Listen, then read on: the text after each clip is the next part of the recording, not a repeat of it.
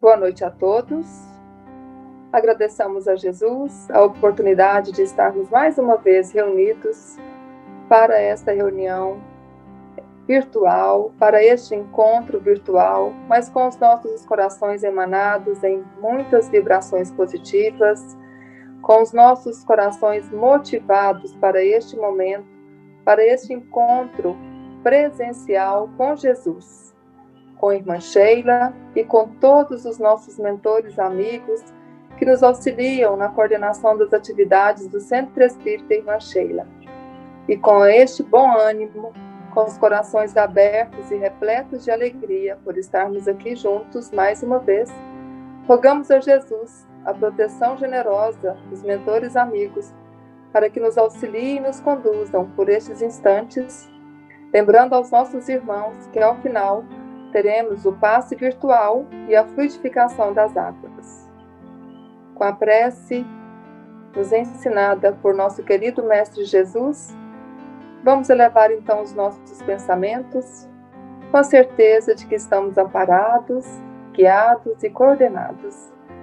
Pai nosso que estais nos céus, santificado seja o vosso nome, venha a nós o vosso reino, seja feita a vossa vontade, assim na terra como no céu. O pão nosso de cada dia nos dai hoje. Perdoe, Pai, as nossas ofensas, assim como nós perdoamos a quem nos tem ofendido. Não nos deixes cair em tentações e livra-nos de todo o mal, pois são vosso reino, o poder e a glória para todos sempre. Agradecidos mais uma vez, certos da proteção generosa e amiga dos nossos mentores espirituais, pedimos a permissão para dar por iniciada a reunião desta noite com a prece cantada à irmã Matilde. Que assim seja.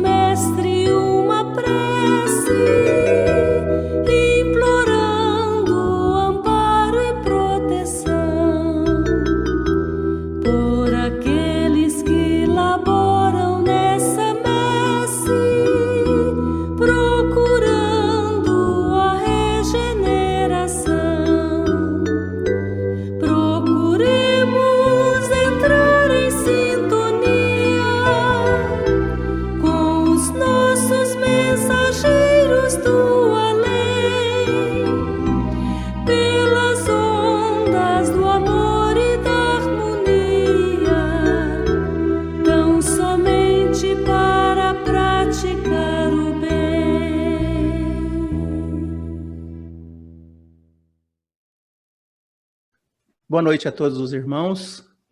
Para a nossa preparação do Evangelho segundo o Espiritismo, no capítulo 16, não se pode servir a Deus e a Mamon.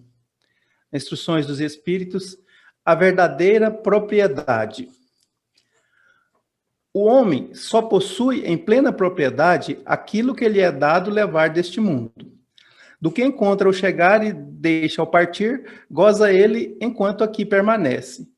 Forçado, porém, que é abandonar tudo isso, nem tem das suas riquezas a posse real, mas simplesmente usufruto, Que é então que ele possui? Nada do que é de uso do corpo, tudo que é de uso da alma, a inteligência, os conhecimentos, as qualidades morais. Isto, o que ele traz e leva consigo, o que ninguém lhe pode arrebatar, o que lhe será de muito mais utilidade no outro mundo do que neste. Depende dele ser mais rico ao partir do que ao chegar, visto que como do que tiver adquirido em bem, resultará a sua posição futura. Quando alguém vai a um país distante, constitui a sua bagagem de objetos utilizáveis nesse país. Não se preocupa com que ali lhe seriam inúteis. Procedei do mesmo modo com relação à vida futura. Aprovisionai-vos de tudo o de que lá vos possais servir. Ao viajante que chega a um albergue, bom alojamento é dado, se o pode pagar. A outros de parcos recursos tocam menos agradável. Quando ao que nada tenha de seu, vai dormir numa enxerga. O mesmo sucede ao homem à sua chegada no mundo dos espíritos. Depende dos seus haveres o lugar para onde vá. Não será, todavia, com o seu ouro que ele o pagará. Ninguém lhe perguntará: quanto tinhas na terra? Que posição ocupavas? Eras príncipe ou operário? Perguntar-lhe-ão: que trazes contigo? Não se lhe avaliarão os bens nem os títulos, mas a soma das virtudes que possua. Ora, sob esse aspecto, pode o operário ser mais rico do que o príncipe. Em vão alegará que antes de partir da terra pagou o peso de ouro à sua entrada no outro mundo. Responder-lhe-ão: os lugares aqui não se compram, conquistam-se por meio da prática do bem. Com a moeda terrestre, hás podidos comprar campos, casas, palácios. Aqui tudo se paga com a qualidade da alma. És rico dessas qualidades? Se bem-vindo e vai para um dos lugares da primeira categoria, onde te esperam todas as venturas. És pobre delas? Vai para da última, onde serás tratado de acordo com os teus haveres. Pascal, Genebra, 1860. Meus irmãos, é com muita alegria que hoje contamos com a presença do Dr. Reinaldo, que fará a explanação do tema evangélico programado para a noite de hoje. Rogando de todos vibrações de paz, de alegria, de ternura, a Jesus rogamos ampará-lo e envolvê-lo na sua luz. De início, nós temos que externar a satisfação e a alegria de participar com os irmãos, com os nossos amigos que estão nos ouvindo, desse momento que se constitui numa verdadeira oportunidade. Uma oportunidade que nós estamos tendo de refletir em torno do Evangelho. Reflexão essa que normalmente nós não nos permitimos no nosso dia a dia, por força das mais variadas situações, pela correria do dia a dia, e que, por essas circunstâncias, nós, às vezes, não nos permitimos a refletir a respeito da importância, o significado, a verdadeira extensão da mensagem do nosso Mestre Jesus, consubstanciada no Evangelho que ele nos deixou como, na realidade, um verdadeiro legado, a herança, né, individual e coletiva de toda a humanidade. O tema que nos fora proposto na noite de hoje está inserido no capítulo 16 do Evangelho segundo o Espiritismo, sob o título Não se pode servir a Deus a Mamon, mais precisamente uma abordagem a respeito da verdadeira propriedade, a verdadeira propriedade. Quando nós falamos sobre a verdadeira propriedade, e esses dias fazendo essa abordagem, essa exposição em um centro espírita, após esta exposição, uma senhora acercou-se de mim e me indagou se, na realidade, Jesus havia condenado a riqueza, se Jesus havia, de certa forma, colocado a riqueza numa condição de prova insuscetível de ser vencida, de bem utilizada para o progresso do espírito. E naquela ocasião, eu expliquei para ela, e ela, assim, de forma muito simplória, ela fazia ela me questionava a respeito daquela passagem do jovem mancebo, em que um jovem procura Jesus, procurando a ele qual o caminho, qual a melhor forma de se encontrar a felicidade, de se chegar aos céus. E Jesus afirma para ele que ele deveria dar efetividade, implementar na sua vida os mandamentos. E ele afirma a Cristo que ele, desde a mais tenra idade, ele já praticava os mandamentos. No caso aqui, mais específico, os 10 mandamentos. E Jesus, testando esse jovem, evidentemente aqui nós temos toda uma simbologia, diz para ele que para que ele pudesse encontrar a felicidade, ele teria que vender todos os seus bens, e ele era um indivíduo afortunado, era uma posição estável financeiramente, um indivíduo considerado rico, mas ele teria que alienar todos os seus bens para seguir os passos do mestre. E aquele jovem, nós encontramos nessa parábola, que ele fica muito triste, e dali se retira. E depois Cristo arremata, afirmando que seria mais fácil um camelo passar num buraco de uma agulha do que um rico entrar no reino dos céus. E essa senhora, ela me questionava, olha, praticamente é impossível um camelo passar no buraco de uma agulha. Então, do ponto de vista espírita, como é que vocês entendem esta parábola, esta situação? Aqui, primeiramente, nós temos que observar o contexto histórico em que Jesus trouxe para nós a sua mensagem, não obstante essa mensagem voltada para o futuro, quando nós estivéssemos mais amadurecidos, para bem compreendê-la, mas nós não podemos fugir do contexto histórico. Segundo a língua hebraica, camelo poderia ser considerado um cabo, uma linha grossa, e dependendo do buraco da agulha, seria factível que esta linha passasse pelo buraco. Da mesma forma, nós encontramos na tradição judaica a informação de que, naquela época, em Jerusalém, existiam algumas ruas bem estreitas, e estas ruas eram denominadas de buraco da agulha. E, segundo essa tradição, historiografia judaica, mal dava para passar um camelo.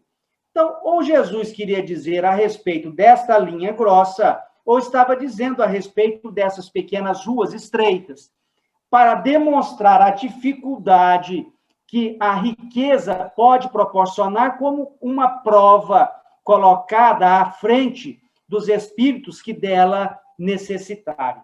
Então, na realidade, nós podemos concluir com muita facilidade, mercê das lições que os espíritos nos trazem através da doutrina espírita, que Jesus, em momento algum, condenou a riqueza, mas Jesus considerava a riqueza como uma prova necessária e adequada para muitos, e que Jesus não condenava a riqueza, mas sim a forma como esse instrumento, como tantos outros instrumentos colocados à nossa disposição, através de uma experiência existencial que nós estamos atravessando, se revelam importantes. É nesse sentido que nós temos que passar a compreender a mensagem do Cristo a respeito da necessidade de nós encararmos não só a riqueza, mas qualquer das provas como medidas necessárias de conformidade com a necessidade do espírito em evolução. Essa senhora, muito humilde, muito simples, ela ficou muito satisfeita com essa explicação e nós passamos a entreter com ela um diálogo. E, através desse diálogo, que parte dele nós vamos reproduzir, aproveitando para fins de abordagem que nós vamos fazer sobre o tema, nós temos que entender que a verdadeira riqueza, a verdadeira propriedade do espírito, e aí a compreensão da doutrina nos faz entender essa realidade, essa situação, a partir do momento que nós raciocinamos com base nesta premissa, a premissa inafastável de que nós somos espíritos imortais e de que nós vivemos na condição de espíritos na matéria e não a matéria vivendo no espírito, porque às vezes nós invertemos essa realidade e passamos a viver apenas em função do imediatismo, aquilo que a vida de imediato pode nos proporcionar. E esquecemos do mediatismo, aquilo que de valor nós deveríamos dar àquilo que pode engrandecer o espírito. Então, nós observamos aqui, através desta mensagem didática e objetiva de Pascoal, ditada em Genebra, no ano de 1860, que é uma mensagem atualíssima, quando Pascal não deixa dúvidas sobre a verdadeira propriedade do espírito, ou seja, a nossa verdadeira propriedade. Quando ele diz que a nossa verdadeira propriedade, ela vai estar não naquilo que nós temos de bens materiais, mas naquilo que, quando nós partirmos para a pátria espiritual, for suscetível de ser levado para nós, como traduzindo a nossa bagagem espiritual. Então, se nós bem entendermos essa mensagem de Pascoal, nós vamos chegar à conclusão inarredável de que, na maioria das circunstâncias das nossas vidas, das experiências que nós passamos aqui na Terra, que nós valorizamos de forma equivocada aquilo que não engrandece a nossa condição espiritual. Não quero dizer com isso que os bens físicos e materiais não sejam importantes. É o que diz Pascoal. Os bens materiais são instrumentos, são ferramentas que vão servir para nós, na nossa condição evolutiva, como metodologia de trabalho, a nos permitir a evolução, porque o verdadeiro significado da vida, o verdadeiro objetivo que nós temos que alcançar é o progresso do ponto de vista ético ou moral, do ponto de vista espiritual. Não significa que estes instrumentos colocados à nossa disposição não sejam importantes, são fundamentais para o progresso do trabalho. Basta nós atentarmos para o capítulo no Livro dos Espíritos sobre a lei do trabalho. Porém, estes instrumentos que no Evangelho nós encontramos com o nome de talentos, basta nós lembrarmos sobre a parábola dos talentos, devem ser utilizados não apenas em nosso proveito, em nosso benefício, mas em benefício também de tantos quantos estão a caminhar conosco nessa grande jornada evolutiva que todos nós dela participamos. Então, é importante nós termos esta compreensão.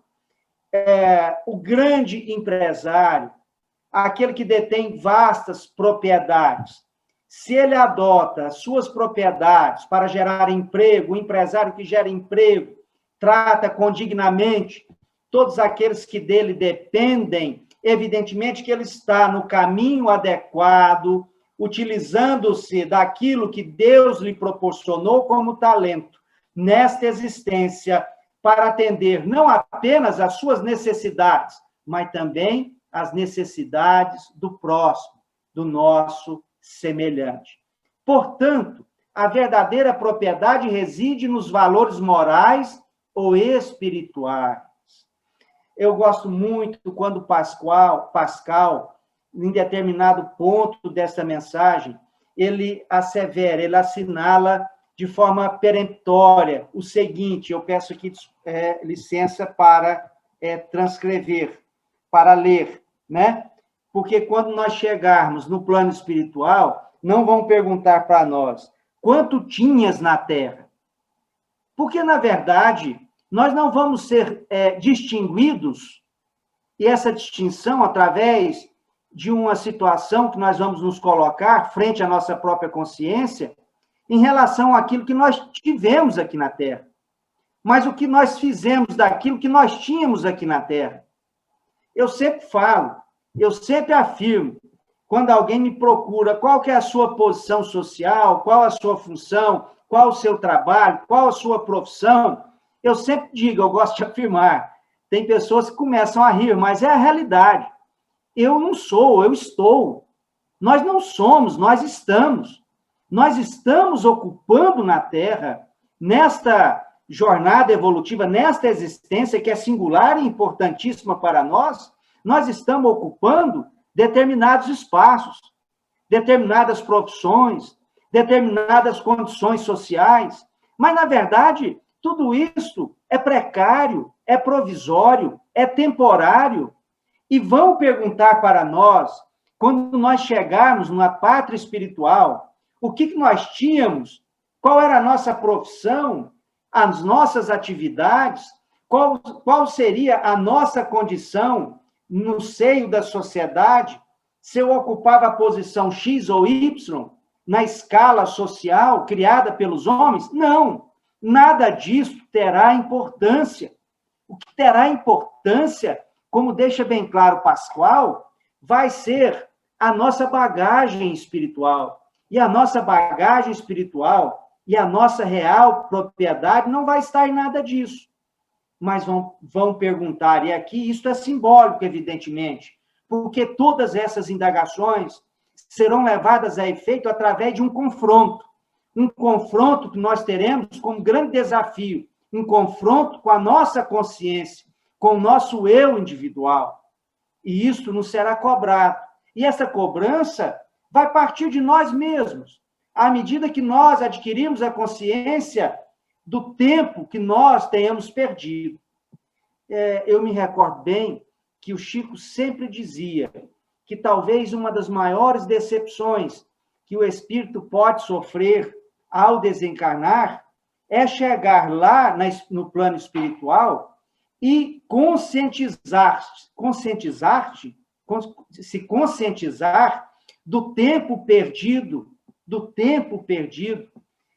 e como ele poderia ter aproveitado o seu tempo através, entre aspas, dos talentos que Deus lhe confiou para o seu progresso, para o seu desenvolvimento espiritual. Então, essa mensagem de Pascoal e tantas outras que nós encontramos no Evangelho são, por demais, elucidativas ao ponto de não nos deixar enganar, de não nos deixar iludir, né? Eu me recordo, quando ainda na mocidade espírita, quando frequentava a mocidade espírita, o seu Zé Gonzaga, que naquela época, a quem nós devemos tanto, por ter nos instruído num momento importante das nossas existências, que é na juventude, ele sempre afirmava para nós, sempre dizia, para que numa existência nós aproveitássemos o tempo, porque nós não sabíamos ou não teríamos condições de discernir quanto tempo nós teríamos aqui na existência física. Porque, na realidade, a única certeza que nós temos quando nós reencarnamos, quando nós voltamos à vida física, que é a nossa condição atual, a única certeza que nós temos é que um dia nós haveremos de partir. Isto é inexorável, é inevitável, porque a nossa verdadeira cidadela é a cidadela espiritual, porque essa é uma consequência da nossa própria essência espiritual, porque somos espíritos imortais. Então, nós não sabemos até quando aqui permaneceremos.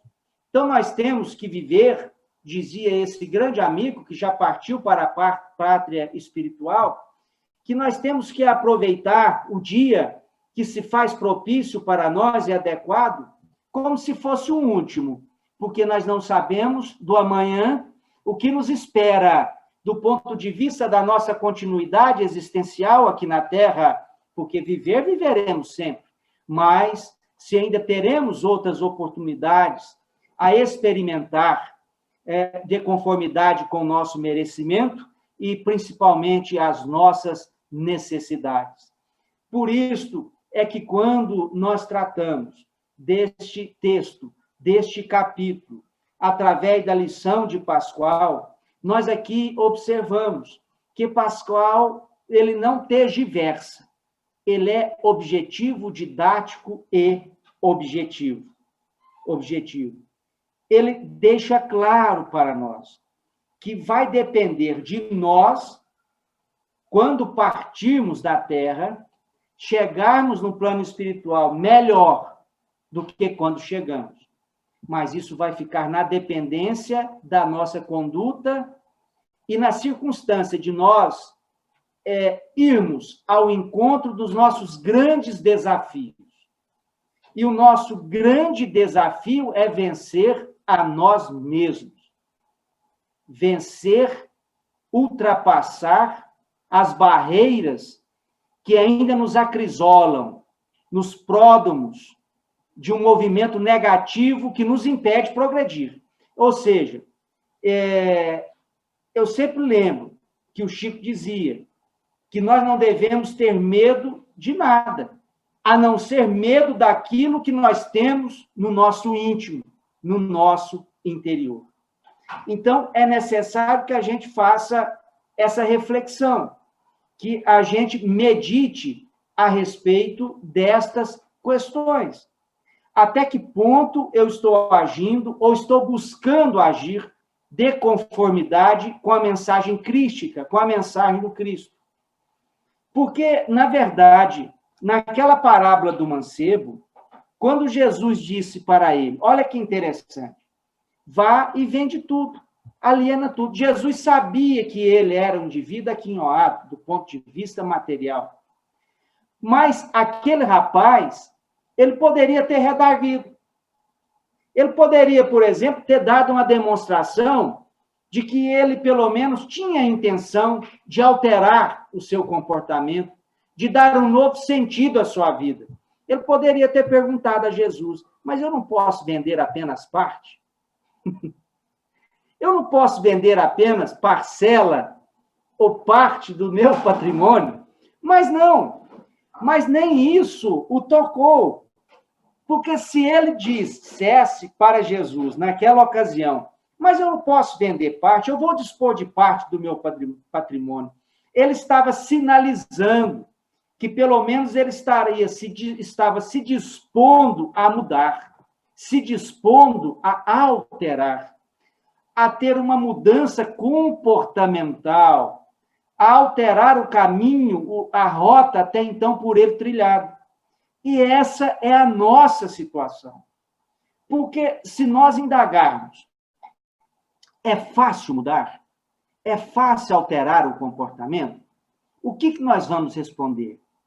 Nós vamos dizer que não, porque realmente não é simples. E toda mudança pressupõe o quê? Dedicação, pressupõe esforço, pressupõe um denodo muito grande da parte que busca a mudança. E nós somos consequências de um movimento atávico. Quando eu falo movimento atávico, é aquela compreensão que nos prendem em consequência do passado que nós vivenciamos. Então, nós nos condicionamos a viver de determinadas formas. Mas quando nós nos deparamos com o Evangelho, o convite à transformação é feito, é realizado. Isso ocorreu com cada um de nós. Mas nós temos que compreender que nós não mudamos da noite para o dia. Essa mudança, que é através de uma renovação íntima, de uma sublimação interior, é um construto, é algo que deve ser constante em nossas vidas para que ela se torne realidade. Certa feita, um amigo disse para mim, mas fulano mudou de um dia para o outro. Na realidade, não é que ele mudou do dia para o outro. é porque chegou o momento agudo da sua mudança. Mas, na verdade, ele já vinha empreendendo esforços há muito tempo para absorver e sedimentar os elementos necessários para que essa mudança fosse real. É o que está ocorrendo com o nosso planeta. Nós estamos vivendo um momento agudo de transição. O planeta vai mudar de um planeta de provas e expiações para um planeta de regeneração, regenerativo. Mas os senhores, num determinado momento, essa mudança ela vai ser efetiva. Mas o planeta mudou de uma hora para outra? Isto ocorre também através das mudanças, ou da mudança que deve ser operada no nosso mundo interior. No nosso mundo interior. Então, a partir dessa compreensão da mensagem do Cristo, nós começamos a nos desprender, a um processo de desprendimento de tudo isso. Evidentemente que entendendo que esses instrumentos, dos quais nós somos usufrutuários ou mero depositários, eles são importantes, desde que bem utilizados. Daí a minha afirmativa. E a assertiva é a conclusão que nós extraímos da mensagem evangélica. Jesus não condenou a riqueza, como não condenou a pobreza, e todas as outras qualidades de prova, das quais nós possamos estar aí embrenhados, enfrentando, colocadas essas provas à nossa disposição. Basta nós lembrarmos do encontro de Cristo com Zaqueu, não é? Encontro de Cristo com Zaqueu, quando Jesus chega em Jericó, passa por Jericó, Zaqueu, chefe dos publicanos, coletor de impostos, considerado pelos judeus pessoa de má vida, Zaqueu vai em encontro de Cristo. Como ele era de uma estatura baixa, ele era pequeno, ele não conseguia ver Jesus. E o que Zaqueu faz? Sobe em um sicômoro, que é uma árvore natural lá da Judéia, para ver Jesus passar por aquele local. Jesus lança o olhar a Zaqueu e diz: ó, Zaqueu, desça dessa árvore, porque hoje eu quero que você me hospede em sua casa. Em sua casa. E aquelas pessoas ficaram ali estupefactas, assustadas, porque como que Jesus se oferece a ser hospedado na casa de uma pessoa de má vida?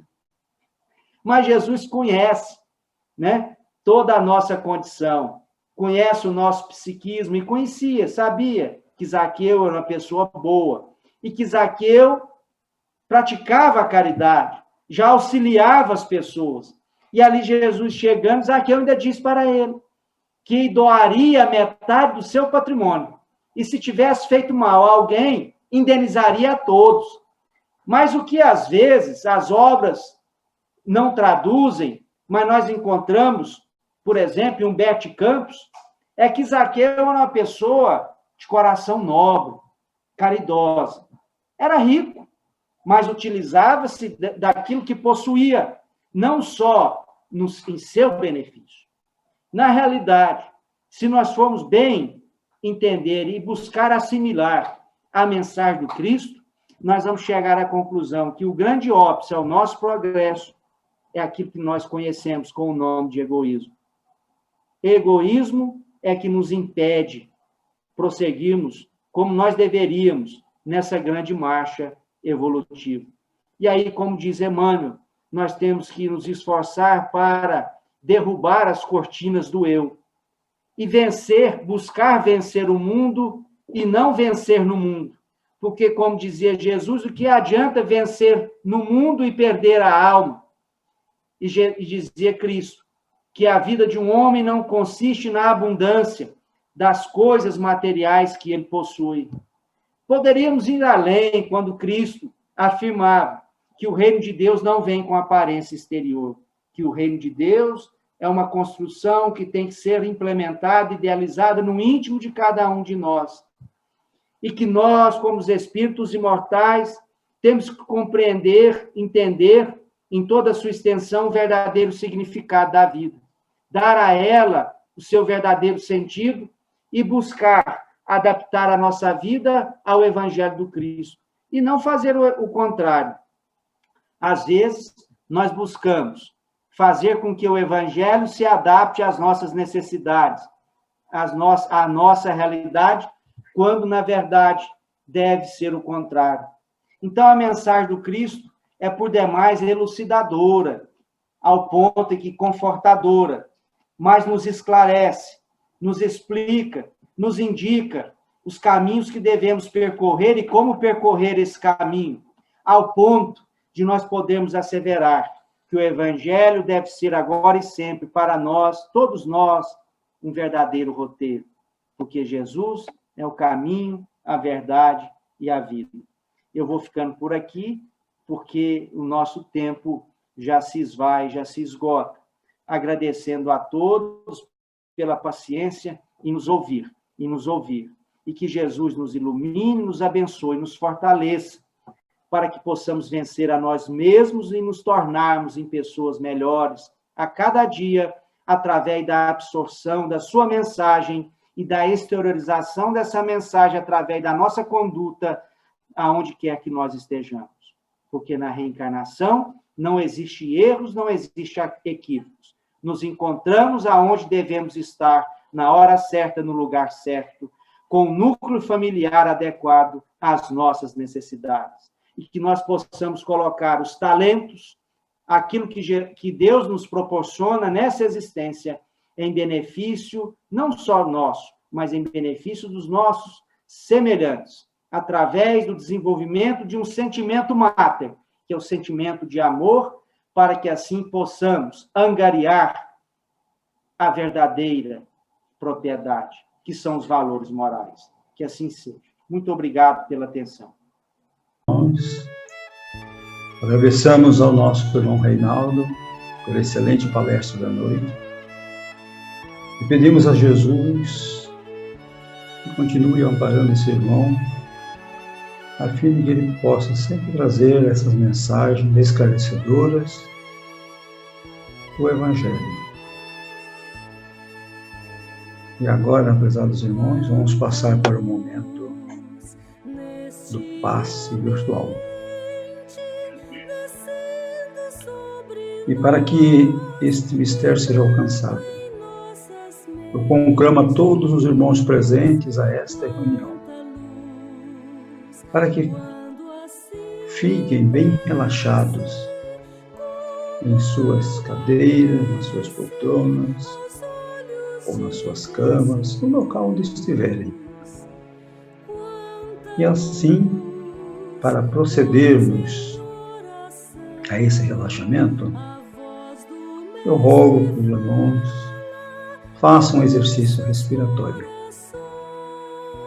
O exercício respiratório nos deixa numa posição mental de relaxamento, de sossego. E vamos então fazer uma respiração profunda e pausadamente,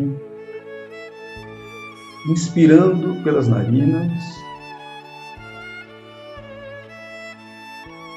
e expirando pela boca. Mais uma vez, inspirando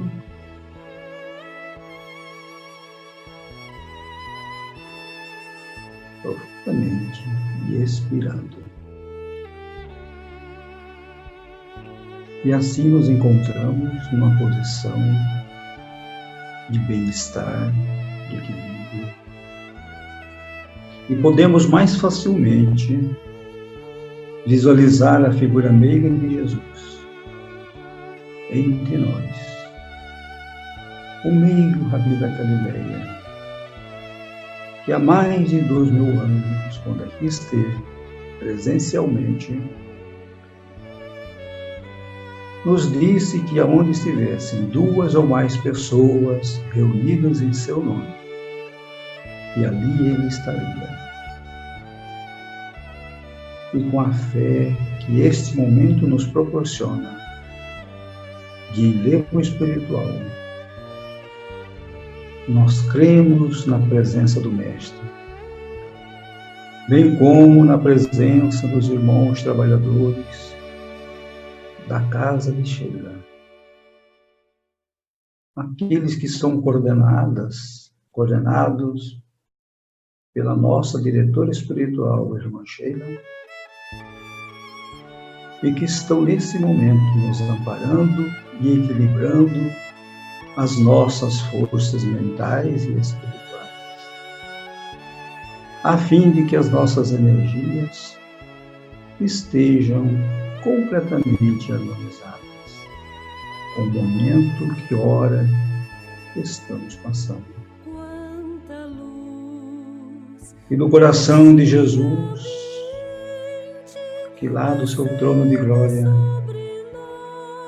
estamos percebendo energias quintessenciadas, multicoloridas, que partem em direção não só à nossa direção, como também de todo o globo terrestre. E essas energias envolvem toda a humanidade. Em nossa tela mental, conseguimos perceber essas energias. E também, principalmente, aquelas que vêm em nossa direção, em particular, e que penetram pelo nosso centro de força coronário. Esse centro de força que se encontra no alto das nossas cabeças. E elas vão envolvendo todo o nosso equipo físico e espiritual. E penetrando pelo alto da cabeça, vai envolvendo os nossos órgãos. Os principais a saber, o cérebro, os órgãos do olfato, da mastigação, os órgãos da visão e os órgãos da audição. Toda a nossa garganta recebe essas energias neste momento. As energias vão evoluindo em direção ao nosso coração. Envolve todo esse órgão principal, trazendo uma alcoraça protetora em volta. E para esse momento de pandemia, fazemos uma energização especial nos nossos pulmões,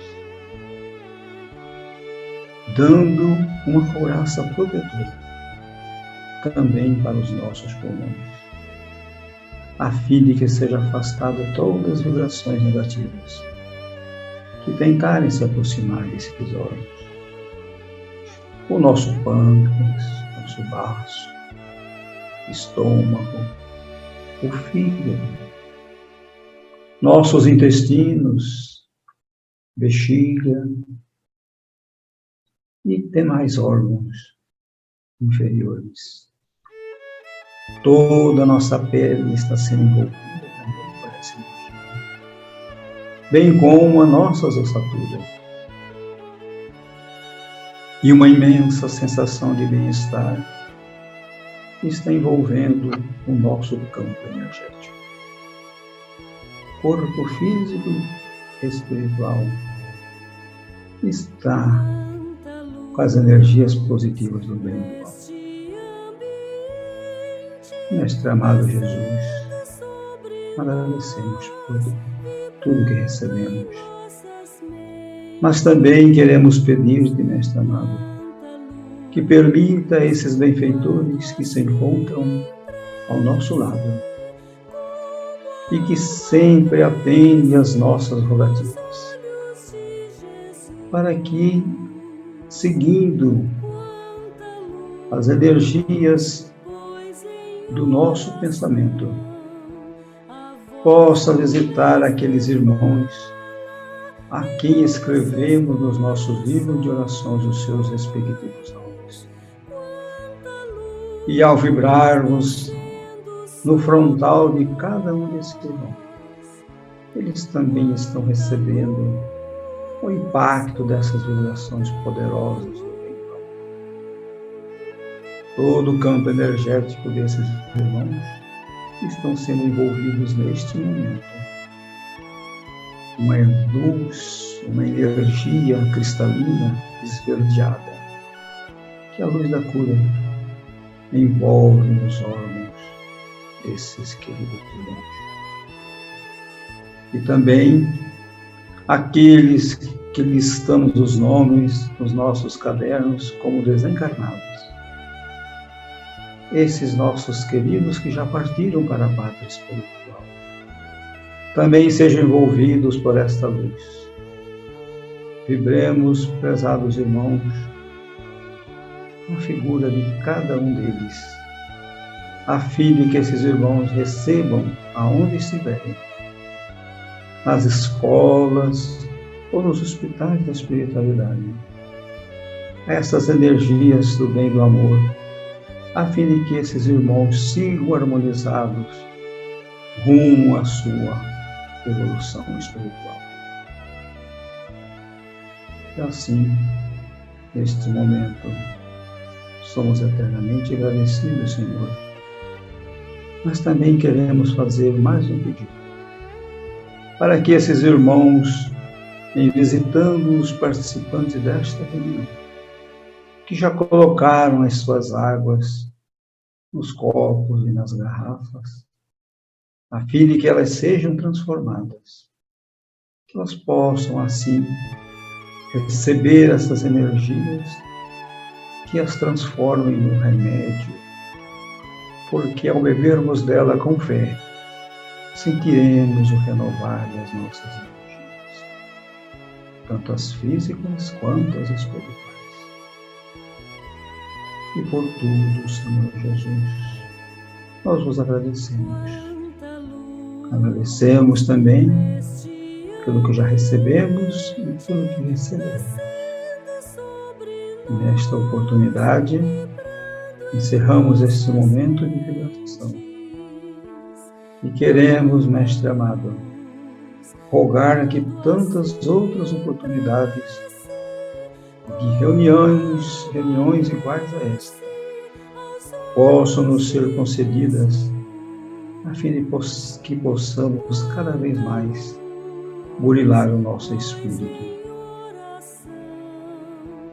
Irmã Sheila, equipe espiritual que pertence e que dão assistência à nossa Casa de Orações. Mestre amado Jesus, a quem iniciamos as atividades da noite, pedimos neste momento a permissão para encerrar a reunião da noite na vossa santa e doce paz. E que assim seja.